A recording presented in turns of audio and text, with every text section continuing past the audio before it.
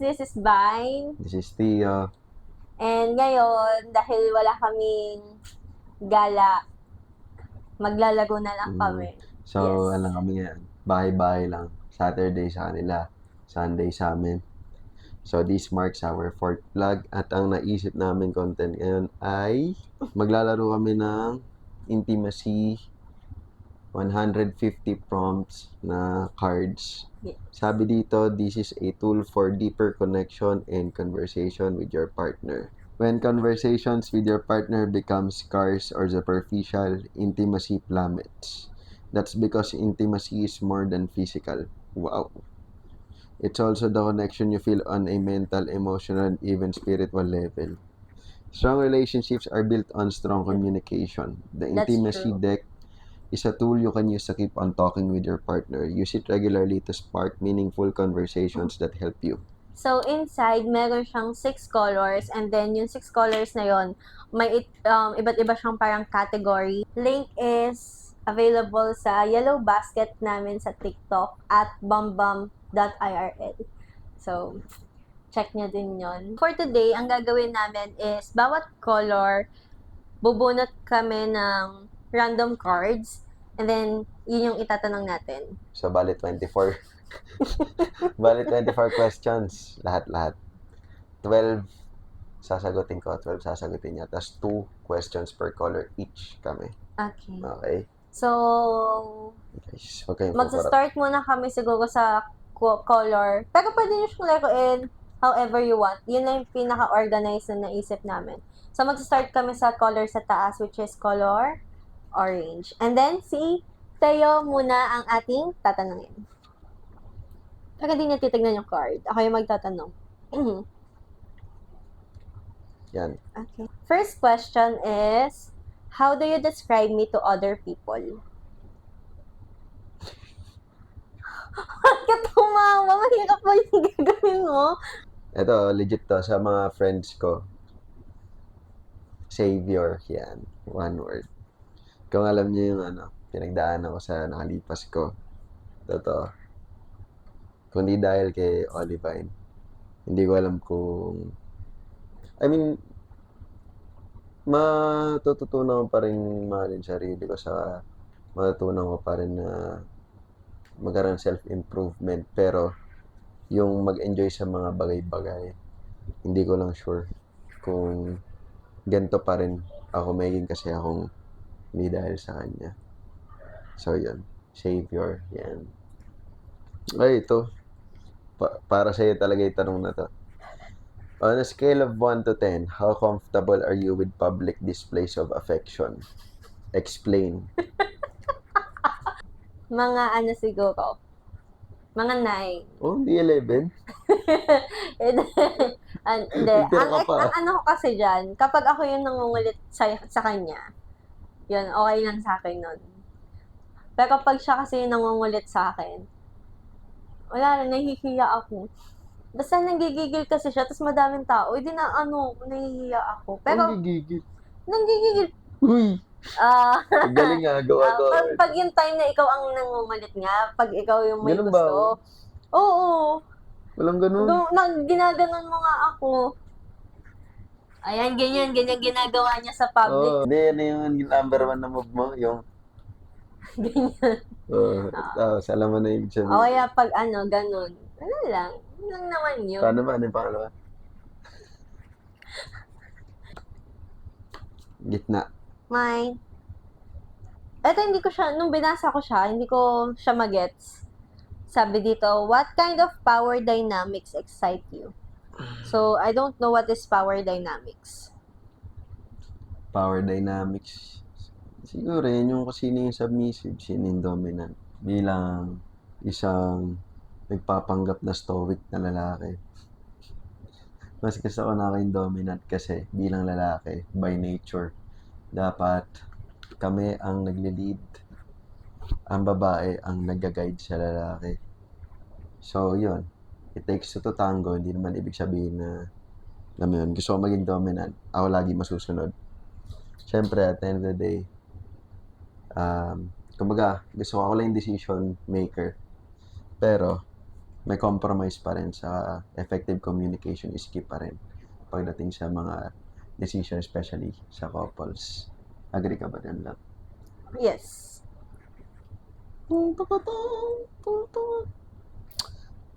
Babe, ito maganda guys. What makes me different from the other people you've been with? Yan. Tingin? Oh, totoo yan. Siguro ano? Ano ba?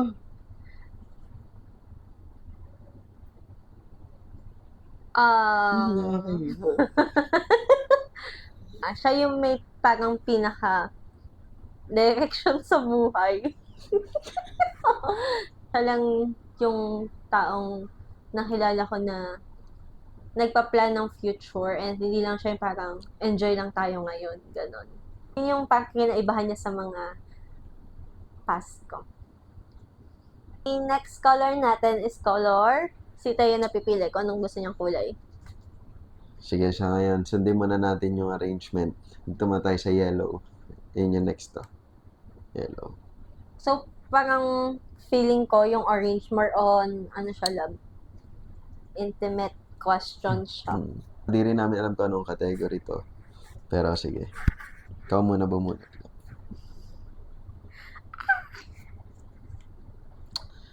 Share one thing I've done this week that has made your week better. Yung pagpunta dito, dati kasi lagi siyang nabibisita pag weekdays. Tapos lately, talagang weekend na lang yung time naming dalawa na magkasama. So, ayun. Siya naghanap na ng pagkakaabalan dahil kailangan na mag-grind. Nasa grind era naman siya. Yes. Pero naabisuhan niya naman ako ahead of time na magiging busy talaga siya. Hindi na siya makakapunta sa akin ng weekday. So, your turn. Alright. What first attracted you to me? Siguro, ang first na na-attract ako sa kanya, hindi physically Pero sige, sagutin ko na rin kung physically nung nakita kami. Ay, yung mata niya siguro. Kasi pagka mamingiti siya, mamingiti rin yung mata niya. Pero, yung pinaka na-attract talaga ako sa kanya, siguro yung sense of humor niya. Kahit hindi siya nakakatawa. Huh? Hindi, joke lang, nakakatawa naman siya. Pero yung... Thank you. Pero yung pag ganwari, ugali ko kasi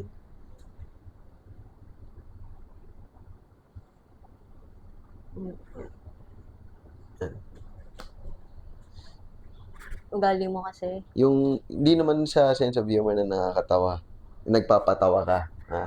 Pero kasi, kung paano masakyan yung pag nagjo-joke ako sa'yo. Kasi yung pag hindi kasi ako close sa babae, ugali ko kasi talaga na dinedeflect sila eh.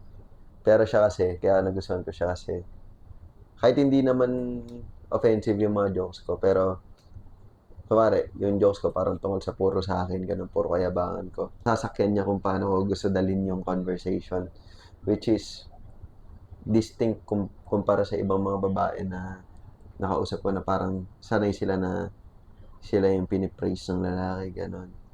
So, yun nagustuhan ko sa kanya kasi dahil sa humor niya, naging magkaibigan muna kami bago kami naging mag-MU or mag-girlfriend, boyfriend. So, nagkaroon kami ng magandang foundation muna sa relationship namin na, ayun, ngayon, 2 years na kami, parang kahit hindi laging sweet, nag-work pa rin kami kasi yung kami lang bilang parang mag-friends is okay yung dynamics namin.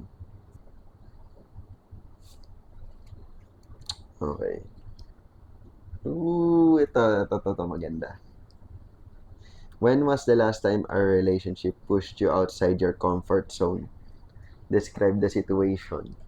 Siguro wala akong maisip na time na yung parang yung relationship namin yung nag-push sa akin sa comfort zone. Siguro, siya talaga. Actually, lagi niya ako pinupush sa comfort zone ko. Let's say, yung career. Doon na lang. Sa career-wise. Positive naman pala. Ate kasi, nung nandun ako sa old company ko, doon lang ako kasi nandun yung mga kaibigan ko. Kilala ko yung tao, kabisado ko yung trabaho. So, parang sa isip-isip ko, ba't ako aalis? may own bubble na ako na-create. So, hindi ko na need, kasi takot ako sa tao na parang yung makikipagkilala, lalo na sa interview. Na ano ko, parang ayoko na rejection kasi. Ganun. Tapos nung nakilala ko siya, parang since aminin naman na natin na mas mataas talaga siya sa akin in terms of career level. So, medyo parang naano ako, na-push ako sa sarili ko na hindi naman pantayan siya, pero parang na-feel ko na hindi dapat ako mag-settle sa ganun. Mas better sa akin in terms of career. So, ayun, nalipat ako sa current company ko. Tapos, yung mga promotion ko dito sa current company ko, siya din yung nag-push sa akin. Parang, kada mag-apply ako, tatanungin ko muna siya if kaya ko. Ganon. Parang need ko ng approval niya. Kasi pag feeling ko, umuo siya na kaya ko, di kaya ko. Parang ganon. Kaya mo lahat. Need ko lang ng isang taong magsasabi sa akin na, kaya mo yan. Ganon. Para lang ma-push ako. Hindi, sa utak ko kasi, alam ko kaya niya talaga.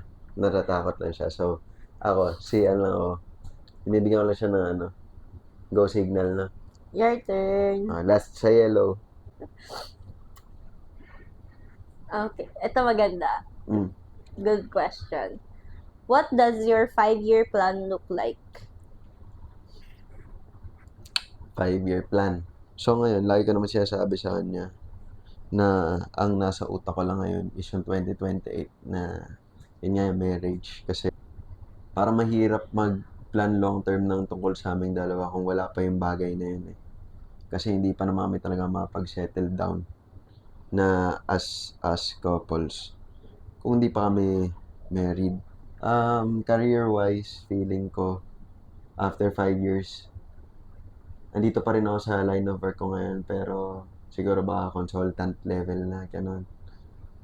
Tapos, yan, actually, career-wise, ang plano ko talaga long-term is, magkaroon ng, multiple streams of income din. So, meron ng main work, meron ng mga part-time, ganun. Hopefully, after 5 years, ma-establish ko na yung mga connections na gusto ko dun sa linyang gusto kong pasukan. Hindi ko masagot eh. Dati, ganyan ako mag-isip. Laging 5 years, 10 years from now. Pero, since ngayon, na meron akong medical condition, tas hindi ko rin naman masabi for certain kung, tomorrow is not promised, diba? Kaya, binabalanse ko lang yung pagplano in the long term, plus pag-enjoy sa moment. So, hindi ko masyado ini-stress sa sarili ko. Nag-iyak na lang ako, pero siguro napag-settle doon na may family na kami, may anak na kami.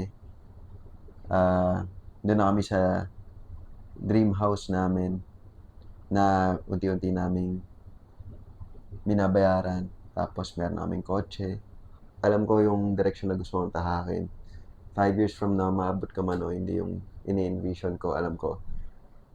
Yung bawat decision na tinake ko para makarating doon sa kung saan ako 5 years from now is magiging proud ako sa sarili ko. Yung Teo ng 2026 is proud sa Teo ng 2031. Ayan. Nice. Ang galing niya magsalita, no, guys? Kaya ko siya nagustuhan eh. Maboka kasi siya. So, yung yellow, anong tingin mong niya? Topic niya. About siya? Phases ng relationship. Next color is gray. Teo's turn. Ito na lang. Outlier. Boom. Describe a time or moment in your life when you felt lonely or unloved. Di naman siguro unloved talaga kasi yung parents ko, sa yung family ko, baga kasama ko kahit sa rock bottom ko. Mga panahon na na-diagnose ako nung autoimmune disease ko back in 2023. So, nung panahon na yon, syempre kailangan mag-shell out financially, tapos physically weak ako, mentally, alam ko naman malakas ako, pero kumbaga first time kong kinwestiyon na bakit kailangan mangyari sa akin yon. Ugali ko na masyado akong generous nung una ko lagi ibang tao kaysa sa akin. First time nung pinagdaanan ko yun parang year long na hindi matrip at hindi masuri ko ano yung karamdaman ko. Bago siya na-diagnose as parang autoimmune disease sa white blood cells ko. Lonely ako nung panahon na yun for about a year. Na-hit ko rin yung rock bottom ko in all aspects. Even spiritually, kahit na religious ako, medyo question ko yung Diyos nun. Bakit sa dinami-daming tao, bakit ako yung nabunot sa roleta para pagdaanan yung ganun bagay. Doon ko lang na-realize na kapag napunta ka sa ganung position, ang kakampi mo lang din talaga sa uli is yung sarili mo. So, masabi ko lang, yun ang pinakamalaking lesson na meron ako. At dun ko nasabing lonely ako. Pero grateful din ako kasi during that time, dun ko rin na laman kung sino talaga yung mga tao na nagmamatter truly sa akin. Shoutout ko rin dito si Niza kasi nung panahon na nasa ospital ako, doon ko na-realize na isa talaga siyang tunay na kaibigan sa akin kahit na lagi kami nag-aaway ng college. Then, sa parents ko, kay daddy, especially kay mommy, kasi hindi niya ako iniwan nun na nasa ospital ako nun. Nakaratay, parang helpless ako. Sa mga kapatid ko, sa mga kamag-anak ko, maraming salamat. Yan lang, love. Nasagot ko ba? It's okay, oo. So, he felt lonely daw pero never siyang nakafeel na unloved siya. Yes. That's the bottom line of his answer. Sasagutin ko na yan kahit anong yan. Sige. What are some things you liked and disliked in previous relationships? Madali. Siguro yung dislike na lang muna. Yung dislike, katulad nga ng sinabi ko kanina. Feeling ko yung mga past relationships ko, tinuturing nilang, girlfriend lang kita ngayon. So, parang ayun yung ayoko. Kasi kaya ka nga nagbo-boyfriend and girlfriend kasi gusto mo siya yung makasama mo. And ayun yung parang nilulok ko din sa mga naging ex ko na parang wala silang pangarap sa amin. Ganon. Which is yun yung nakita ko kay Teo. So, kaya ko rin siya nagustuhan kasi may pangarap siya sa aming dalawa. Or may pangarap siya, tas included ako sa pangarap niya. Okay lang yun. Sa like naman, feeling ko ano siya, parang good thing siya, pero parang at the same time, medyo bad thing din siya. Ang good thing naman sa mga ex ko, nabe-baby nabe-baby girl naman kasi ako doon. So, ang pangit lang, sa sobrang na-baby girl ako doon, para akong Ano? parang nalampas. Ayun tamang term. Na-spoil ako masyado. Yun ako bulaklak, sweet, nagpo-post, ganun ganyan. Which is, to be honest, sobrang hindi ganun si Teo. Hindi naman sa hindi siya sweet, pero third mag-isip, habang tumatagal, doon ko na-realize na parang, na parang medyo childish nga yung mga ganong gusto ko. Disclaimer lang, hindi ka naman masyadong dinedeprive siya ng ano. Oo, wait lang. Ayun na. Magtanggol ko lang siya. Hindi naman sa dinedeprive niya ako ng binibaby niya rin naman ako, pero hindi sa babying pang high school. Ang nangyari lang talaga sa akin is Nawalan ka ng kotse. nag-mature lang siguro yung mga likes ko sa relationship nung nakilala ko siya. As you can see, yung mga nabubunot ni Teo is mga malalalim, sa akin sobrang babaw.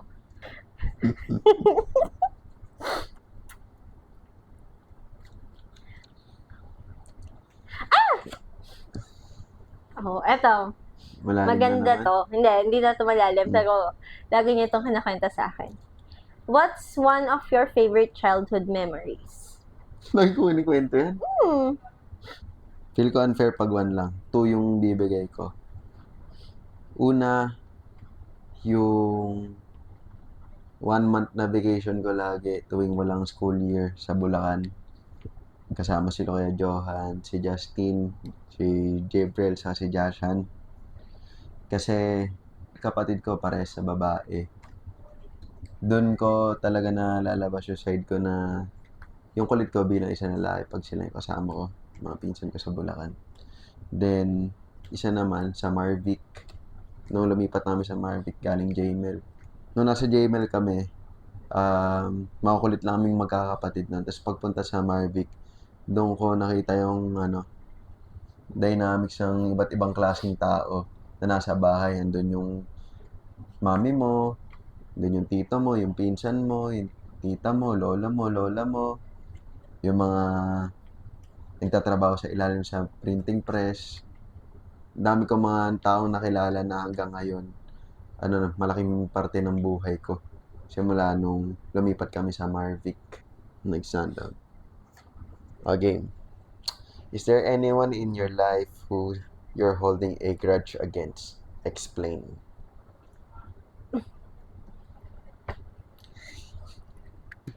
You know who you are.